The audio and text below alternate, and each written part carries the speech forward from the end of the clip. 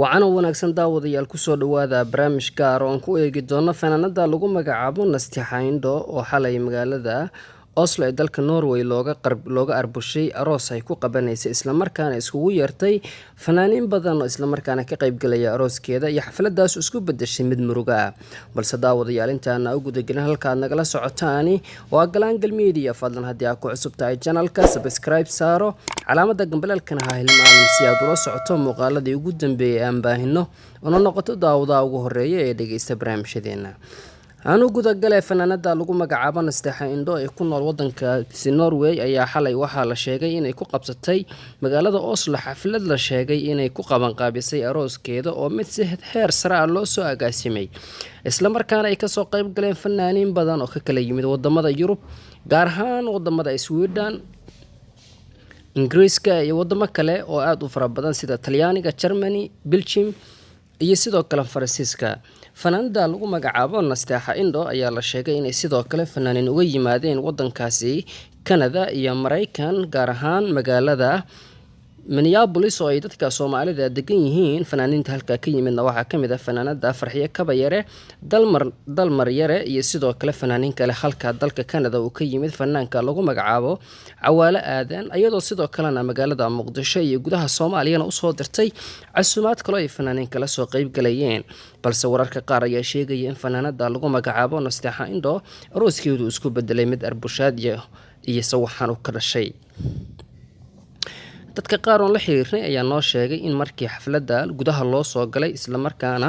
ay bilaabo rabtay dad kamid ah dadkii goobta joogay oo kor u dhaafaya 300 oo qof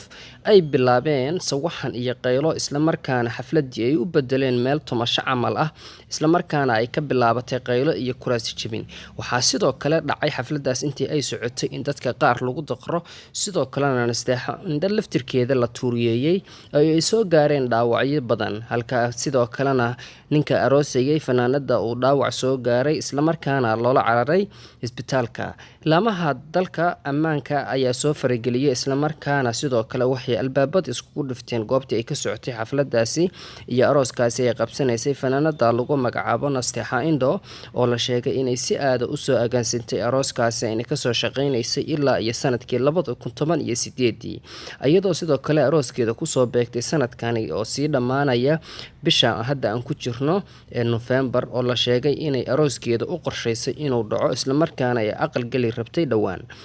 sidoo kale goobta ayaa waxa soo gaaray laamaha ammaanka waxayna ka bilaabeen baaritaan waxay sidoo kale xirxireen dad badan halka Nasteexa Indho la sheegay inuu soo gaaray dhaawac isla markaana la sheegay inuu ku dhacay kursi lama yaqaano sababta ka dambeysay in falkan uu ka bilowdo xafladii iyo meeshii lagu shaaheynayay ama ay ka socotay xafladda loogu talagalay arooska Nasteexa Indho oo ay ka soo qayb galeen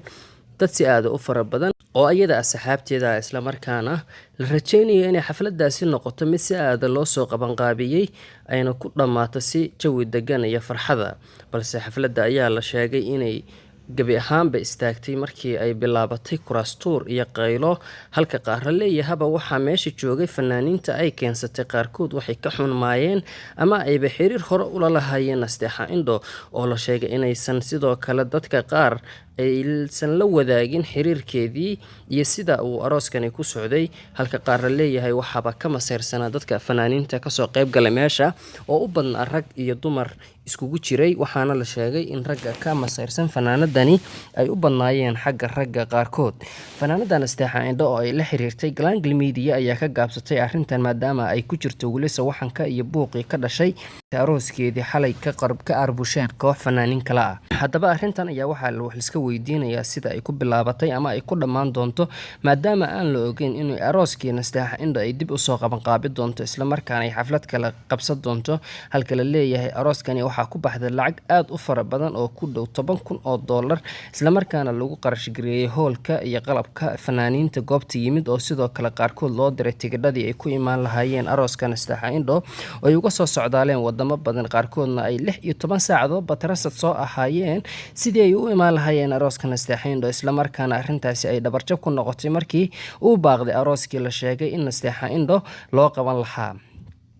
halka sidoo kale fanaaniinta goobta yimid ay kala laabteen waji gabax kadib markii ay soo gaareen dhaawacyo jirkooda aanan sidoo kale loola cararay isbitaalka halka qaarkood la xiray oo xabsiga loo taxaabay maadaama laamaha ammaanku markastaba ay ilaalinayaan sidii dadkani ay ku nabadgeli lahaayeen ama xafladdu ku dhammaan lahayd mid jawi degana. dhanka kale warbaahinta Glangal Media ayaa waxay la xiriirtay qaar ka mid ah fanaaniintii xalay ka qayb galay arooskaasi. sidoo kale waxay fanaaniintaasi inoo xaqiijiyeen in arooska uu ka bilowday sawaxanku kadib markii fanaan ka mid ah kuwii goobta fadhiyay uu mid kale ku seeriya cabitaan uu cabayay kadibna ay halkaasi ka bilaabatay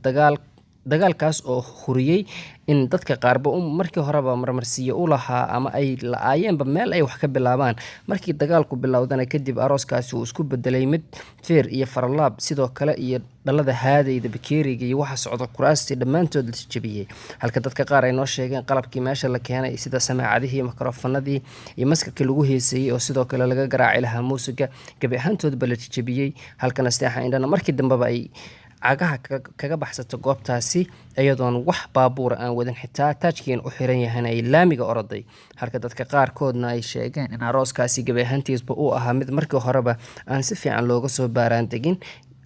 oo sidoo kale ay ku jirtay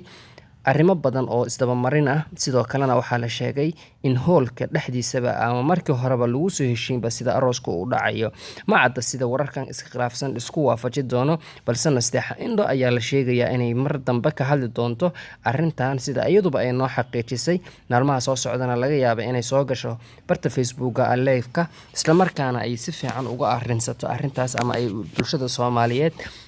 ku wareersan ilaa hadda inay u faahfaahi doonto sida arooskaasi u dhacay iyo warbushaadii ku timid sida wax u dhaceen. sidoo kale Masaal Media oo ka mid ah warbaahinta la xiriirtay fanaanadan ayaa sidoo kale waxay u xaqiijisay inay arrintan tahay mid dhabarjab ku ah fankeeda ama arooskeedii iyo hadafkeedii ay intaa muddada u soo joogtay oo sida ay u xaqiijisay Masaal Media fanaanadaasi. dhanka kale dadka ku sugan goobta xalay ayaa waxay sidoo kale noo sheegeen in markii ay soo gashaba Nasteexa Indho goobta ay bilaabatay fowdada iyo foorida sidoo kalena aan la ogeynba sida arrintan ay ugu dan lahaayeen Nasteexa Indho ama arooskeedaba ay u arbushayeen ayagoo sidoo kale aan la dhacsanayn qaabka ay arooskan usoo qaban qaabiday amaba la leeyahay wayba ka marsayrsanaayeen. lama soo oga xaqiiqda sida ay tahay, Allah ayaa naga ogey. qof walba oo waxaa loo baahan yahay inuu si nabadgelyo ah goobtii lagu casuumo oo u yimaado. waxaa la yaab noqotay in aroos marwo Soomaaliyeed ama fanaan Soomaaliyeed oo caan ah oo intaas uu kasoo shaqeynayay usoo dabaaldegayay qarsho soo aruurinayay dadka qaarkood tigidhka uu ka bixiday oo ay usoo safreen ilaa 16 saacadood ay usoo socdeen si walaashood ula wadaagaan farxadda ay isku bedeshay goobtaasi mid ay muruga haraysay isla markaana laba leeyahaba waaba arrin ku cusub dadka Soomaaliyeed dhexdiisa. sidoo kalena waa wax laga xumaado in fanaanada Soomaaliyeed arooskeedii laga arbusho. sidoo kale anagoo ah baxda